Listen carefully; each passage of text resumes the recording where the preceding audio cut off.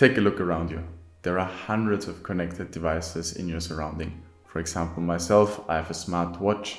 Most of the times I carry 2 smartphones. There are a number of other devices that you have in your personal and in your professional environment. We're talking about smart home devices, industrial connected machines. But have you ever asked yourself, how secure are those devices? Well, the EU has now taken care of this question. They have adopted the Cyber Resilience Act, which will get into force in December 2027. And by then, all the connected devices sold in the European market will have to fulfill a certain standard of cybersecurity requirements, that you have a trusted connected device environment which you can rely on as a professional and as a personal user. And today we'd like to dive deeper into those requirements and give you a breakdown of the essentials, what's really asked by the Cyber Resilience Act for manufacturers, importers and developers. Now maybe let's start with what is the Cyber Resilience Act. The Cyber Resilience Act, as already said, is an EU regulation that gets into force in February 2027, and it aims to make connected products, more specifically products with digital elements, more secure. It applies to the manufacturers of the product. So essentially, a manufacturer of a connected product has to fulfill all the requirements of the Cyber Resilience Act.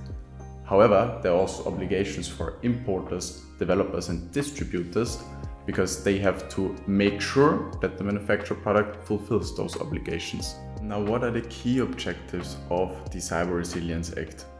First and foremost, the big objective of the European Union is to make connected products secure from the inception over the entire lifetime of the product. That means that connected products are only allowed to be placed on the market if they are secure by design, without any known vulnerabilities. And furthermore, it imposes the big obligation that the manufacturers of the product have to take care of security updates over the entire expected lifetime of a product. This basically shifts the burden of cybersecurity from the user to the manufacturer to take care of that for the user. The European Union is currently working on harmonized standards, and I'm saying this with a smile now because basically the industry is waiting for the longest to receive those harmonized standards on how to achieve the Cyber Resilience Act and really work on fulfilling the requirements. Currently, those standards are in development, and we are all excited when we can really dive deeper on the specific requirements for the Cyber Resilience Act. And last but not least, once all this is implemented, manufacturers take care of cybersecurity, or connected products fulfill the Cyber Resilience Act, then the European Union will be a place of very, very secure connected products and will be on the cutting edge and on the forefront of innovation when it comes to cybersecurity for IoT devices. And this is also a big objective by the European Union to increase the rate of innovation in that space. Now, which products are affected by the Cyber Resilience Act? In a nutshell, any product with digital element. So any connected product is affected by the Cyber Resilience Act. However, we are here not only talking about hardware products, we're also talking about software products that are affected by the Cyber Resilience Act.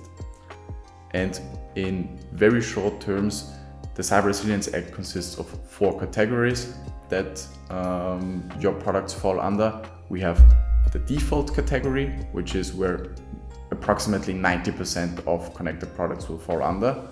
Then we have the important products category, which is where more critical products for the critical infrastructure will fall under.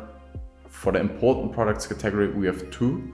We have important products category 1, class 1 and class 2, and the highest criticality are critical products.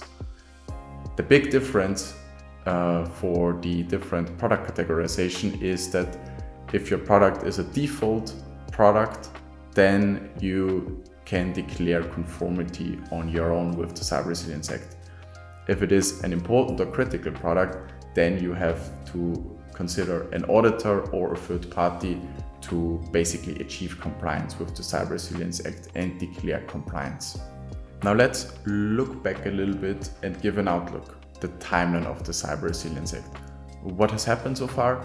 The Cyber Resilience Act got adopted in November 2024 and then officially published in the European Union Journal in December 2024, which means that from December 2024, companies have 36 months to comply with the Cyber Resilience Act.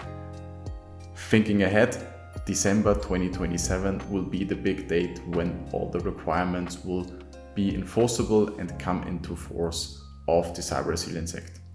However, there is one very important milestone that manufacturers should also keep in mind, which is September 2026, because there the first reporting requirements of the Cyber Resilience Act will already be in place before December 2027. So those should definitely be prioritized on your roadmap to compliance. We've now talked about which products are affected, what are the requirements, but why should I comply? Well, there are quite severe consequences that manufacturers face that risk of not complying. First of all, we have financial penalties of up to 15 million euros or 2.5% of the global turnover of the whole company. And secondly, as a manufacturer, you basically risk losing market access to the whole European Union. The Cyber Resilience Act will be the basis for a CE certification that your products require. If you don't comply with the CRA, you don't get a CE certification and you can't sell your products in the European market anymore. Depending on how important the European Union is for you as a market, this can have quite severe consequences for your business and for your revenue streams. So, all in all, the Cyber Resilience Act presents a very big change for manufacturers and a very big task ahead of them that they ideally should start thinking about now how they can achieve compliance with the Cyber Resilience Act. It's a major shift for digital products, no question to that. Well, however, it's not only a burden that the European Union gives you, it's also a chance. It's a chance to make your products safer and more secure compared to other products. It's a chance to differentiate your products by implementing very robust cybersecurity functionalities in your connected products. And it's a chance to gain more market share because you have secure products. Essentially, there was a study done by McKinsey that basically showed that IoT buyers focus way more on the security of an IoT product than IoT sellers think. So it's a chance for you to basically make your products more secure and gain more market share with more secure products. And if you think that December 2027 is still far away and you have plenty of time to achieve compliance with all the cybersecurity requirements of the CRA, then you might want to reconsider your thoughts, because we're speaking here about product development cycles and those take months or years until they are implemented and rolled out for a new product generation rather than days or weeks. I would suggest to dive deeper into the regulation and really try to translate what each requirement means for your product from a technical perspective, because then you have ideally a technical roadmap of the features, the functionalities that you have to implement to achieve compliance. And with a roadmap and a clear plan, it's easier and you basically take away the stress and the uncertainty about what's coming when December 2027 is suddenly around the corner. If you need help on that, we recently put together a workshop agenda that does exactly that. We do that with you, we take a closer look and provide you with a roadmap of what you need to do from a technical perspective to comply with the Cyber Resilience Act.